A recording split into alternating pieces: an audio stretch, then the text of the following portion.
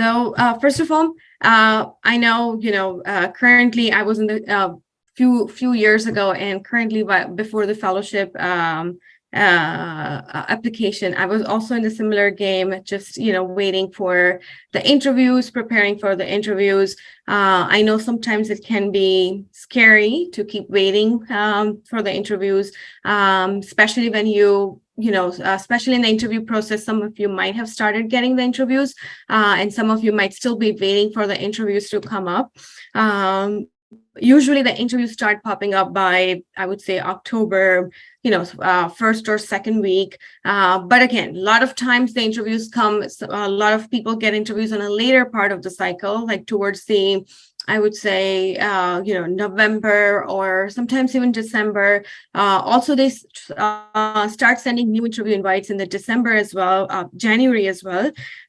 So, good luck for the interviews. I'm sure everyone will get interviews from the places that they desire to be, but don't get disheartened, or if you don't get the interview in the first few weeks. As I said, a lot of the hospitals, a lot of programs initially interview like the first round, and then after that they send interview invites to the second round of people.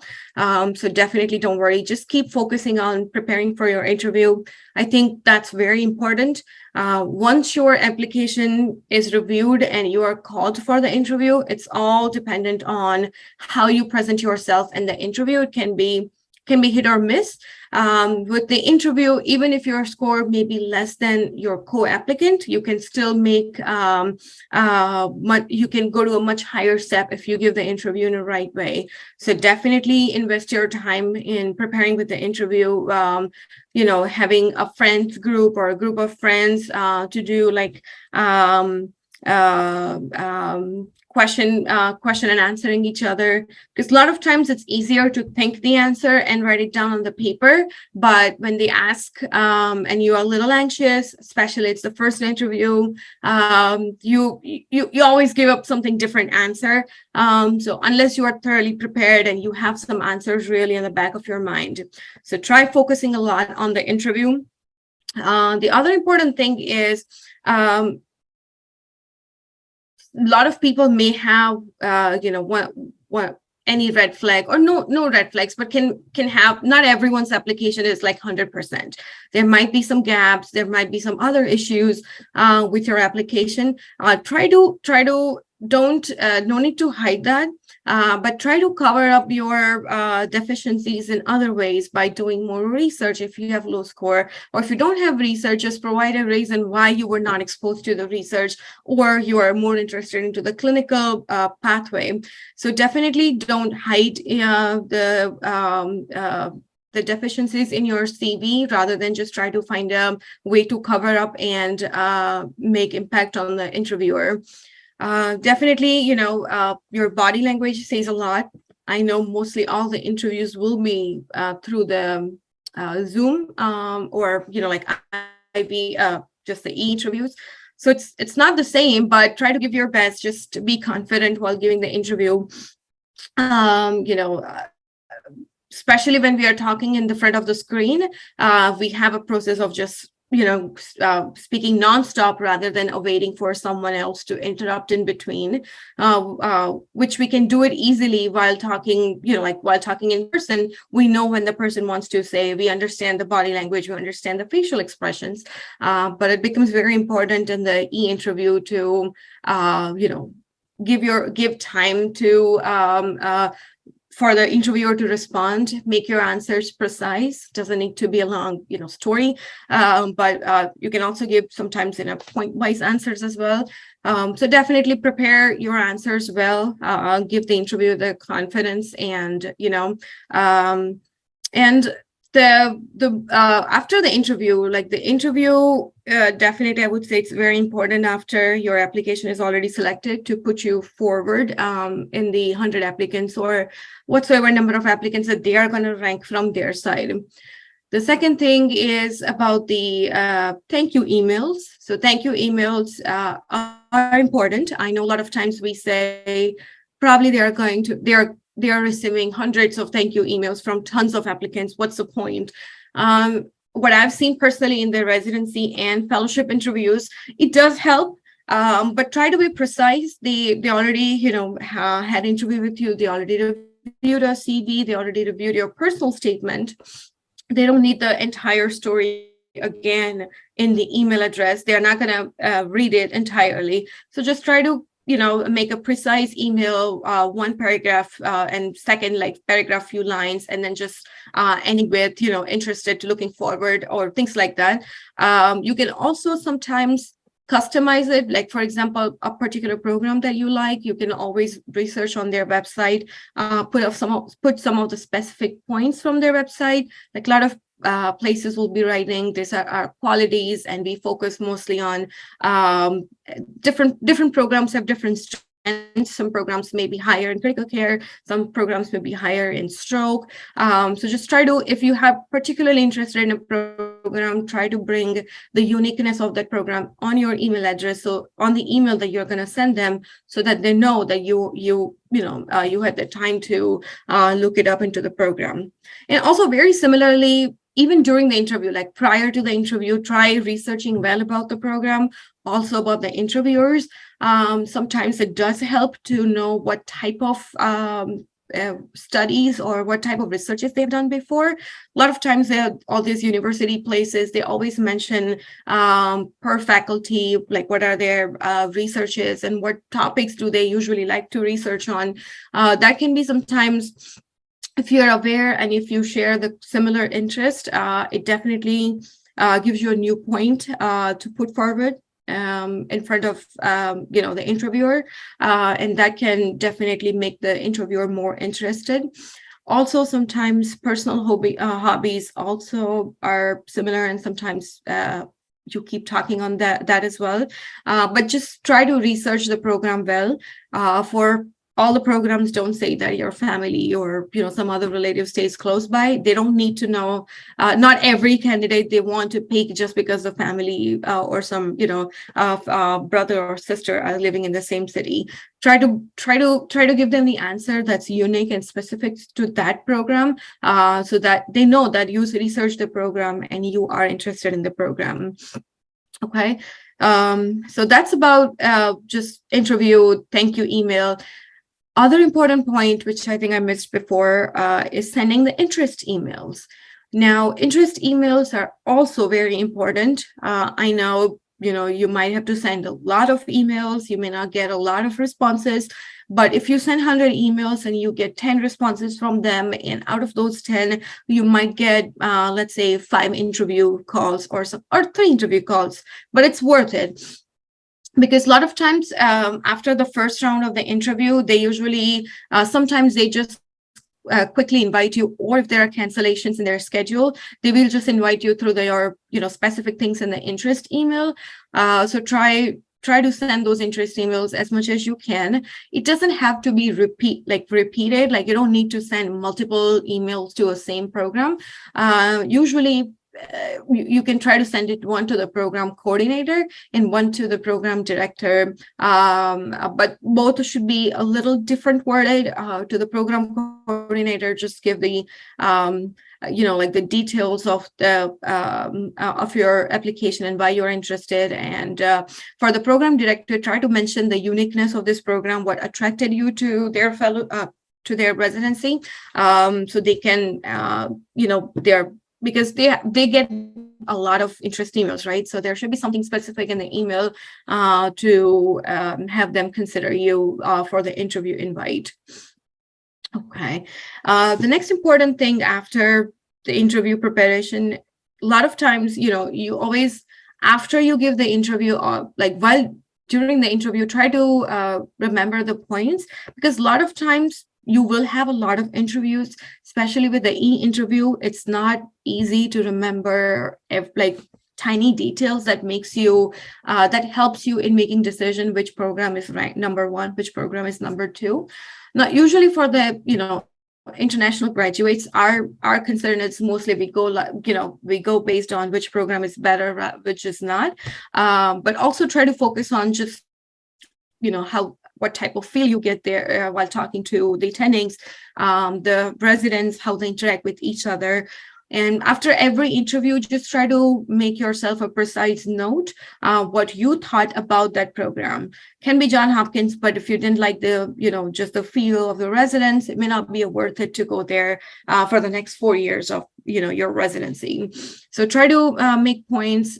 It also helps to share different points. I know sometimes there are Excel sheets, which basically mentions the review of each program and all the interviewers across the US sometimes put their thoughts in, like, I had this experience, or this was really good, this was unique. So definitely those things are helpful to help you make the list, because interviews will start from, let's say, October till the end of like February, mid-February. And hopefully all of you will get lots of interviews, which will make it difficult for you to remember what are the specific things about each program, the uniqueness. So just try to make a note, share the thoughts with the other friends who also interviewed at this that place. Sometimes it just helps to give a different idea. Speaking to someone else, sometimes they might have noted something unique, something really nice that you might have missed, or they might have noticed some loopholes which you were not aware of. If you have some particular questions about the program or something that comes up in your mind, it always helps to send an email to a particular interviewer as well. For example, you might interview with like 5 or 6 faculties.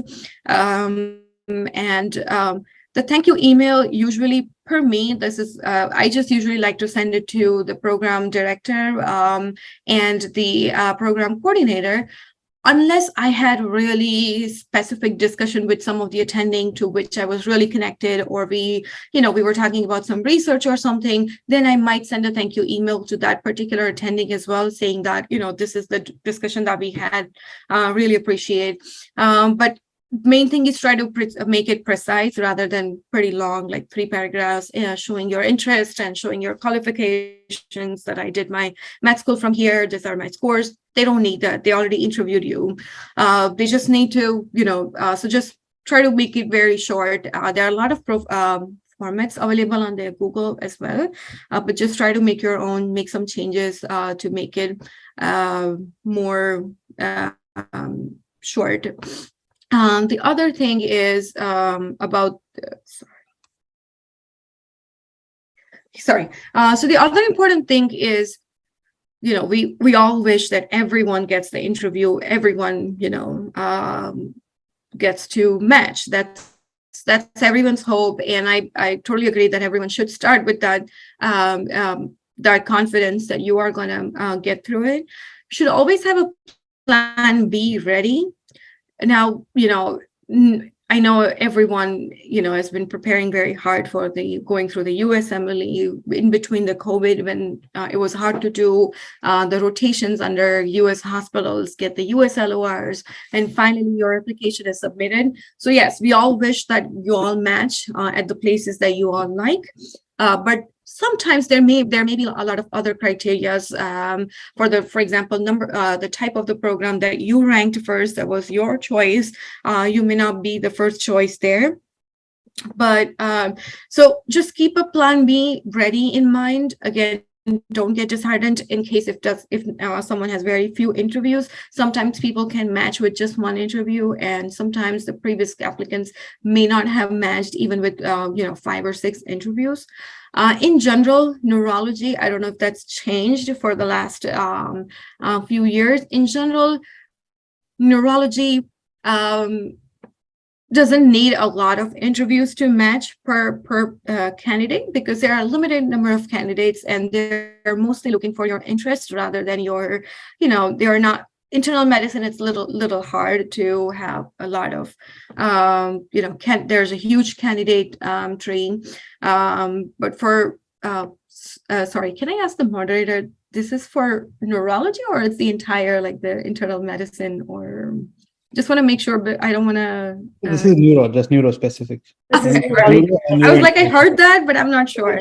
Yeah, we have a separate session for IM, yeah. Okay. All right. So yeah, for neurology, they usually, most of the times people match with an average of 3 to 4 interviews, to be very honest.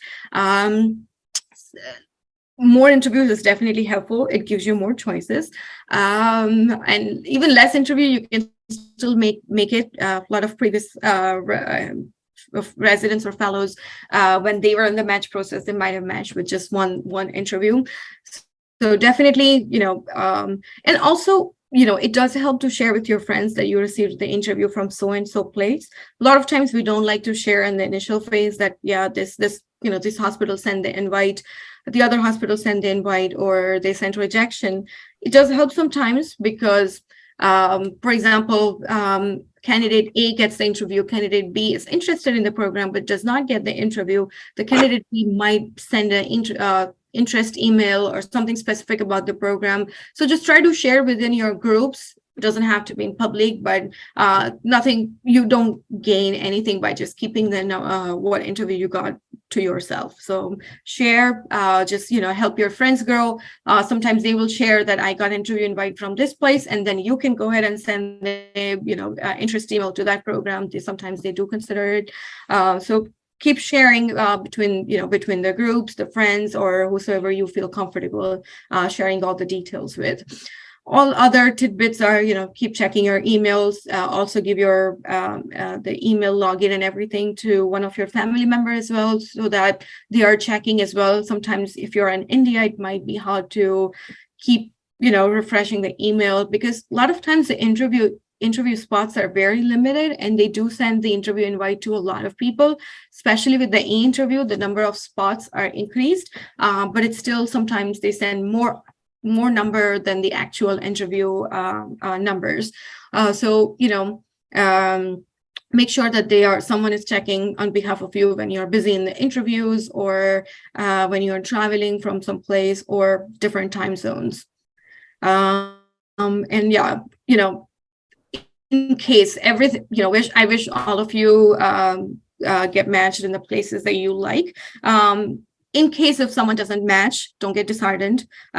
Just, get up, try a little harder, try to focus wherever the points that you missed, and try to cover that up with something even better in the CV. A lot of times people do research here, like a research year or MPH, or there are a lot of other options where you can just stay with one university program and do, like fellowship, like a research fellowship there.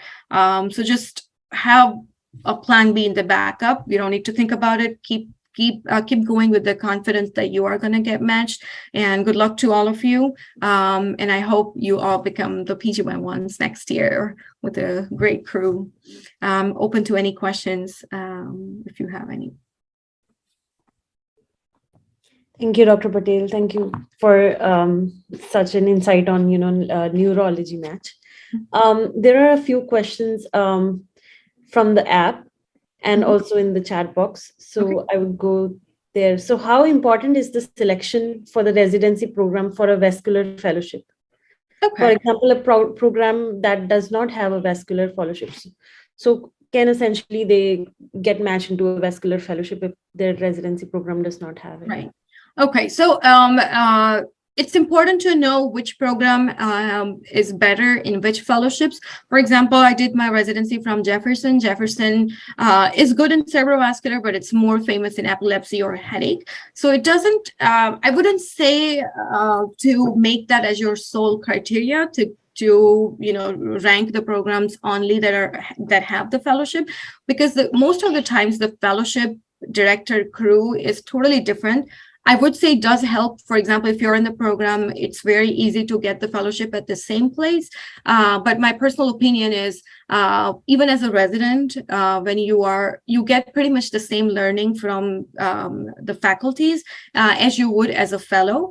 So it's always better to go to a different place for the fellowship rather than just staying in the home program. But again, people can have different opinions. A lot of times it does help to get into the place. For example, if someone is interested in headache, to get it at Jefferson, it becomes easier to get into the headache fellowship. But the fellowship particularly the fellowship interviews for neurology is so much different than the usual neurology residency interviews. They are not going on the scores. There are very few there are not that many candidates in neurology that go for different fellowships. So a lot of times the fellowship spots remain open, even if like really famous program, they might have still some openings. So it's very, it's not like, like very limited number and everyone is trying to grab a position. It is relatively easier to get the fellowship spot at the place you like, particularly in the neurology, because again, as I said, there's a lot of neurology people that like to just do the outpatient neurology path, or maybe they do general hospitalist group. So definitely keep that in mind. It does help, but it shouldn't be the core criteria to take some programs off your list. All right. Thank you so much. I think that answered the question perfectly. Another question is specifically about the interventional neurology fellowship. The question is, how competitive is the interventional neurology and how can someone prepare to go into the interventional neurology fellowship after the residency? Sure. So the interventional neuroradiology fellowship is really competitive. The problem with the INR fellowship is you have candidates competing with you from neurosurgery and radiology. Most of the programs in the US, most of them, they have neurosurgery predominance. So it's a little difficult for the neurology candidate to go into the INR fellowship. It's not difficult. A lot of people did that before, us, and a lot of people are going to do. A lot of you are going to be in this field. So definitely, it's not impossible. It is difficult. Does need a lot of research, a lot of working with your mentor in the INR field. A lot of things also depend on the contact. So conferences are very important. So if you are interested in the INR fellowship after your neurology and stroke fellowship, definitely during your residency, especially as a PGY3 and PGY4, try to focus on getting more and more IR suit elective time. Also talk with the neurosurgery group from the same. A lot of times, for example, at Jefferson, it's more neurosurgery dominant, but still try to get in touch with those neurosurgery people as well.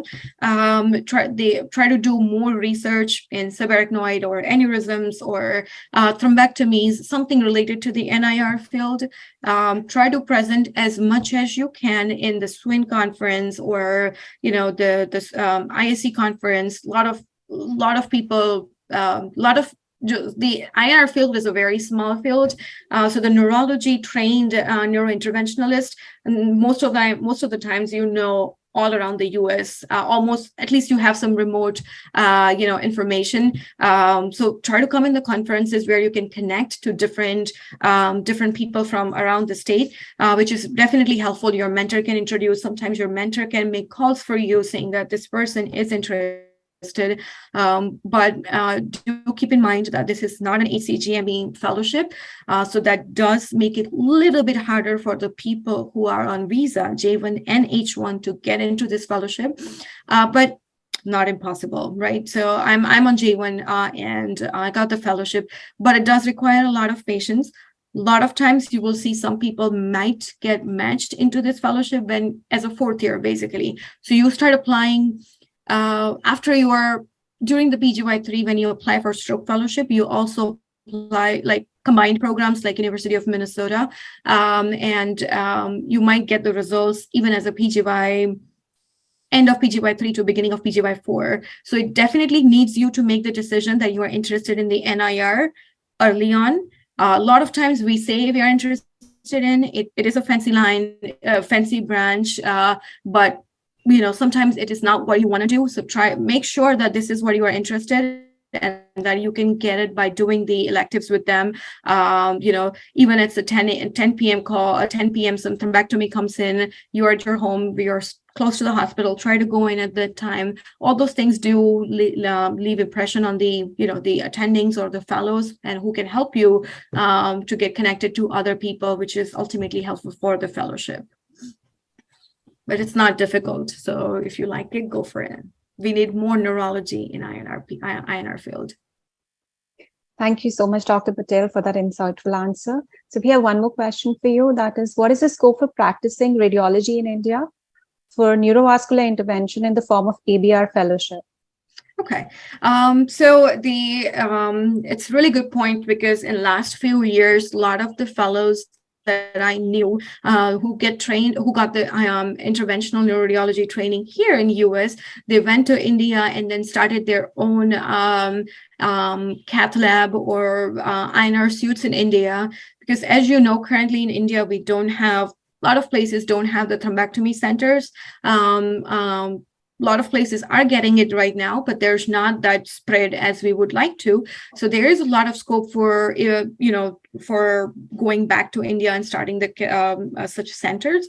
The only problem is you cannot work in a government setting, because the fellowship and the residency here in US, they are not, you cannot work in the government or like a corporation hospital, but you can definitely, there are a lot of private hospitals that are requiring these services, so you can get in touch with them, make a group there, or you can contact the cardiology group who have the cardiac cath lab and just make connections to, have some instruments which are a little different to the neuro intervention. So there are options for the INR people to go back to India. There's a good scope. It does require a lot of, trying to get in touch with the right group who can help you get the patients transferred. A lot of times I've also seen one of the fellow that was with me while I was a resident in Jefferson. He went to India and now he has his own cath lab, but he also does, he travels to the hospital which have the cardiology cath lab, and just goes there with the specific aspiration machine, which is important for the neuro intervention, and then he just goes there and does the procedure and comes back, right? So this is also possible. A lot of variations. A lot of NIR people are from India who are attending here at different places. So, you can talk to them, you can get some details. There's also a lot of programs like MT 2020 going on, which you can start being a part of even from the residency time. Just give your, some volunteering time or things like that, which can help you even make contacts in the India as well. Thank you, Dr. Patel. So another question that we have is that if someone is interested in intervention, so which match should they apply for, the neurology one or for internal medicine? Like, which is the best way to approach it? For the intervention neuroradiology? Yeah. I see. Wow, a lot of you are interested in INR, huh? That's impressive. So the INR for neurology candidates, you need a neurology residency. After the neurology residency, you need either stroke fellowship, 1 year, or 2 years of critical care fellowship. There's no way for the internal medicine candidates to apply for the interventional neuroradiology. The radiology, if you're interested in radiology, I think the radiology residents have to do a neuroradiology fellowship before they can apply for the INR. But there's no way for the internal medicine candidate to, like internal medicine resident to apply for this, as far as I'm aware. Thank you, Dr. Patel. Tejasvi. Thank you so much, Dr. Patel. I would open the house to a co-host, Dr. Sardool. Yeah. Ma'am, for the students who would be applying in next matches, should we already align our observership and research work to the subspecialty? For instance, vascular neurology, we are targeting after residency, like neurology residency. Sorry, is this question for me too, right? Yes, ma'am. Yes. It's a good idea for people who are currently med students to just make a small, like start from a smaller, like try to make a defined path for them to help like the observerships and specific rotations, so that someone is interested, they can go through this channel and get the rotations done easier rather than emailing tons of people to see if there's any availability there. So I think it's a good idea. I don't know if I can have much input on that, this question though. Thank you so much, Dr. Patel. Another interesting question is how important is doing work as a clinical research fellow or a research assistant in neurology before getting into the match? And can someone only do observerships and match without any research in neuro? Okay, so observership and research are two different things. You can do research as an observer. You can do research as, just sitting at home, right? But research does not need it. We always think the research is the one that we, take the fellowship and do some big analysis, some big statistic data or anything.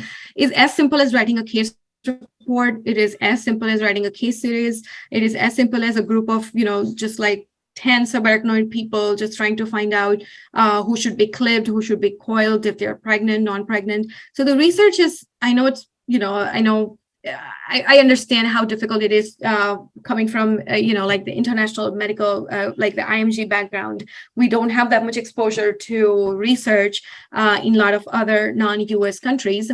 But honestly, after being in this path, it's actually easier to get the research done. It might be better to get in touch with who's a current neurology resident or fellow or even attending, even as when you're medical student or applying in the initial phase of the getting the USMLE exams and everything done. They always have some papers or something for them to write. So it always helps to start there, try to learn to do the literature review, write a draft, send it to them. They can add you as a co-author, and slowly there are a lot of research groups as well, which are residents from different places, have a different fellows from different hospitals. You can get yourself involved in such groups. They usually like to do research from the nationwide inpatient data samples, which is very easy to do. It doesn't always require a research fellowship to get the research done. But it's a good option in case if you don't match to consider doing the research fellowship. Or if you're getting an option to do the research fellowship, I would take that, because even as a research fellow, they're not going to ask you to do research 24/7. When you go in there, they are going to have you follow or observe with the other faculties. So definitely, if you're getting that option, do it, but also try to just get some clinical aspect as well. Try to talk to the clinical faculties as well, because the research will keep going on its own. It doesn't require a lot of, like trying to know a lot of people for getting the research done. But try to get some clinical experience as well, because I think neurology is not, they are interested in research, but a lot of times, a lot of neurologists are just clinicians, and they are also looking for people who are more interested in the clinical aspect rather than research heavy. Sounds good. I mean, I think that kind of makes sense. Mm-hmm. Another question is, I mean, you have like a really rare like interventional neuroradiology path. So were you always interested in pursuing this fellowship, or did you make up a mind during the residency? Because initially during the residency, it's very hard for 6 months for students to make up a mind. So how was your journey, and what were your lessons learned? Sure. Right. So particularly for me, I knew I was interested in the interventional neuroradiology when I started coming like US and neurology residency and everything. So it was a little easier for me because I knew this is what I want to do, though I did not have much experience as a to see this, but I've seen some of the doctors do the cardiac intervention in India, and that's what got me interested into neurology intervention.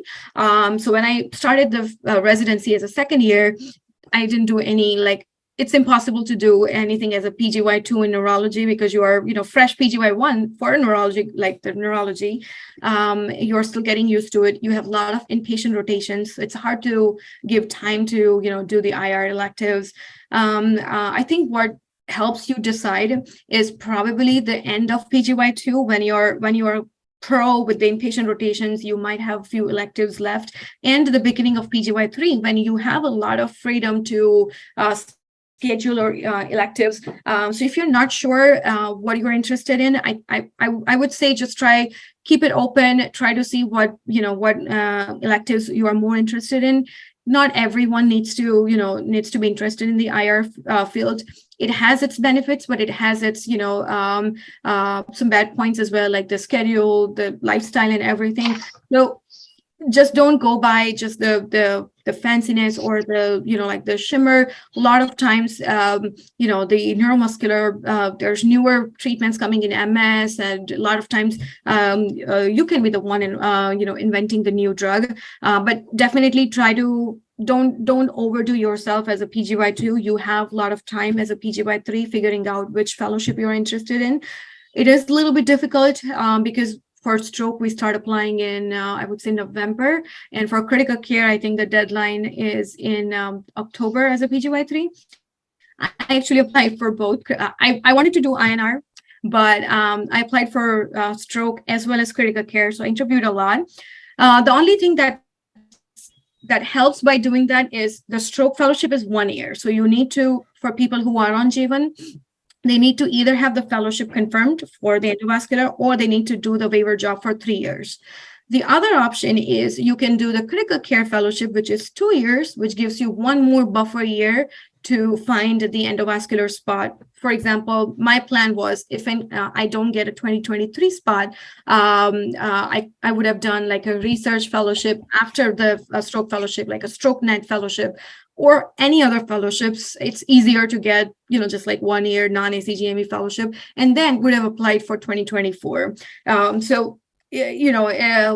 Just keep an open mind as a PGY2, see what patients you like the most caring for while you're in the inpatient round, see if you're interested in, looking at the EEGs. All those things do help you decide where you're interested in. Other than stroke and critical care, all other fellowships, they start application later in the PGY3. Like I think moment is around January or something. So other than these two, it gives you a little bit option to make your right decision. A lot of times people apply late for these fellowships, like critical care. Sometimes the deadline is February. Sometimes people apply in January. They still get interviews because there are not many people who are interested in, and there's a lot of spots. So you definitely get, interviews. Also, your faculties can help you make the calls to different places, and they can get you an interview very easily. So give it a time, make sure that this is what you like, and then go for it. Thank you so much, Dr. Patel, for that insightful answer. So my question is, what in particular are the program directors looking in the applicant when they apply for the INR fellowship? Okay. So the INR, wow, I'm like, it's all like half of the questions are about the INR. Very impressive. So the INR fellowship, what they need when you are coming from a neurology background, they don't need a lot of, experience. IR electives are good, but you don't get a lot of catheter time. So it's impossible to, they're not judging on base of that. What they are judging is, first of all, have you seen what the life demands for a neurointerventional field? The second thing they're interested in, are you able to give up your life schedule or, other, like what's your determination to actually get into this field and excel at this field? So definitely looking for determination. They are definitely looking for able to work with less sleep, come in on call at 2 a.m., 3 a.m. So persistence, hardworking, and if you are really determined, they will find out through, how have you worked with, like a lot of times the LORs also helps you describe what specific qualities you have. The INR fellowship doesn't focus a lot on your communication, your compassion, which a lot of other neurology fellowships focus on, like movement or cognitive. They're all looking for such characteristics. For INR, they're mostly looking for if you're good with the fine motor movements, like if you're good, even as a resident, are you good with doing A-lines or doing some procedures? If you're interested in a procedure, and can you do you have the enough willpower to give up your schedule for at least the 2 years as a fellow, and even as an attending, to make that compromise if you're interested in this field. Thank you, Dr. Patel. Dr. Patel, because INR is very specific, do you get to see only adult patients, or do you have any pediatric population also that you see? So personally, the place that I trained, I have not seen any pediatric patients. Maybe I saw one retinoblastoma kid requiring chemotherapy through the intravascular chemo. Usually, most of the places that we only the pediatric hospitals, they have pediatric trained interventional group. There's one in CHOP. I think a lot of other hospitals, like specific peds hospital will have that. Most of the times it's all only adults, most of the experience that you will get. If you're interested particularly in the pediatric intervention, there are, 1 year pediatric interventional fellowship, which you can go for after doing the adult, like the usual 2 years of INR fellowship. I think there's at BU, like the Boston University, if I'm not wrong, there's one in associated with the MGH pediatric group. There's one in CHOP. So there are options available if you're looking for particularly just, expertising in the pediatric intervention. But most of the places, it's only adult. Most of the experience that you get, like the observing definitely is, it's mostly the adult cases. Thank you, Dr. Patel. We also have a specific question asked by a practicing radiologist in India.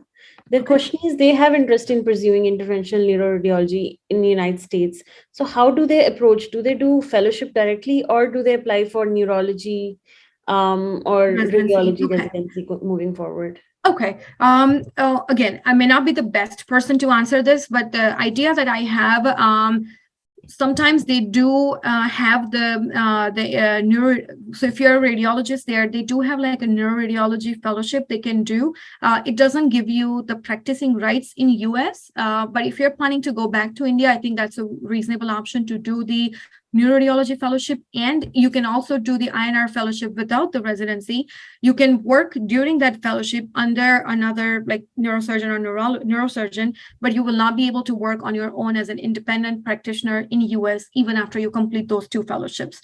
So the easier option might be, if you're already a radiologist, you might want to do the radiology fellowship and then go through that route to get the interventional fellowship. I think it's a little bit easier from the radiology side because a lot of places they have like the UPenn is only takes neurosurgeon and neuroradiology only for their fellowships. So a lot of places are specifically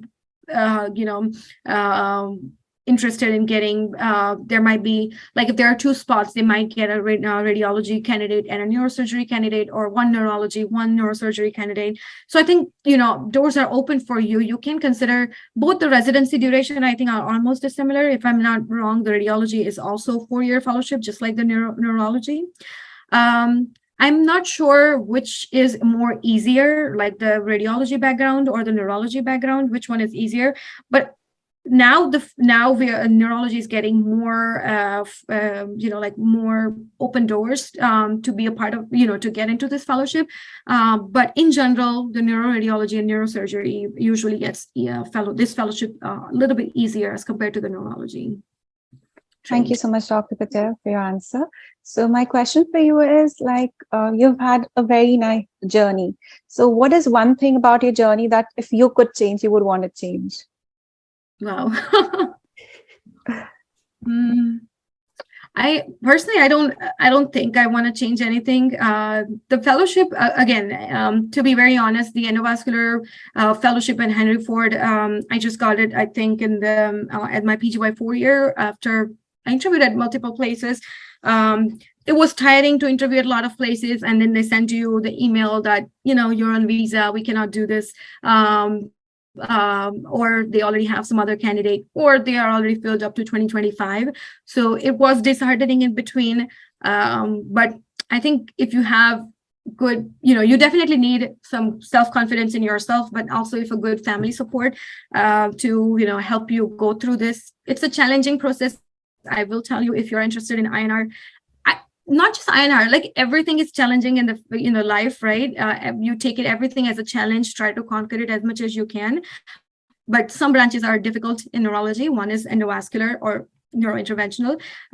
So if you're really interested, keep going. Sometimes it's really, you cry, you feel you don't want to do this, maybe you're not made for this. It might question your question, it might question like, do you really want to do this? But if you are interested, just keep going forward. You will get the fellowship. INR is not difficult to get in. It just, the time may not be, your best friend. Sometimes you may get it immediately after the stroke fellowship. Sometimes you might have to do a waiver job for 3 years and then get a fellowship. Everything has its own benefits. Like if you do the waiver before, people say that it's harder to get a waiver job as an endovascular, like for the NIR group.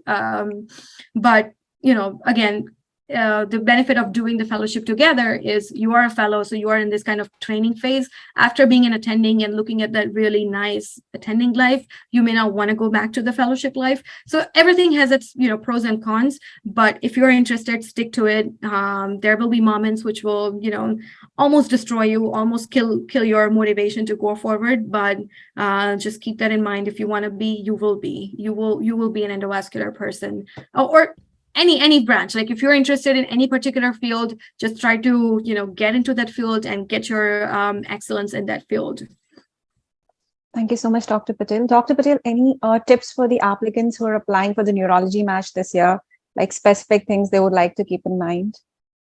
I think we did talk about a couple of the points that are important. The particular thing that is important for neurology is they are interested in what interests you in neurology. Don't give, especially in the interviews, don't tell them a lot about the fellowship or you're interested in INR or things like that. The problem is the INR neurology trained INR people, they will not be interviewing you for the neurology residency, most of the places, because they will be, most of the times it's other branches that take your interview. Try to show your interest in neurology branch as general. You can tell them your specific interest in the fellowship if the person interviewing you is also from the same field. But what they are looking for is your interest and passion in neurology, because neurology can be disheartening sometimes. A lot of times in neurology, we don't have treatment or 100% cure for the patients. Most of the diseases, right? Stroke, ALS, MS, there's not 100% cure. So a lot of times this can be a little saddening, but that's why they are looking more for your passion and what you can offer to their neurology field. I have one word to say. If you are interested, you should go for it. No matter what failures you have, no matter how, one interview, you get only one interview or you get tons of interview, just take every interview as an opportunity to be a resident at that place. And, just giving you all good wishes that you all match at your best places and be the budding neurologist of tomorrow. Thank you so much, Dr. Patel, for such an insightful conversation and also being so candid, like being from another country, being on a visa and still, pursuing this path. That's really inspirational. So thank you so much for your time and, being here after the call. Very welcome. So we can kind of conclude the session here.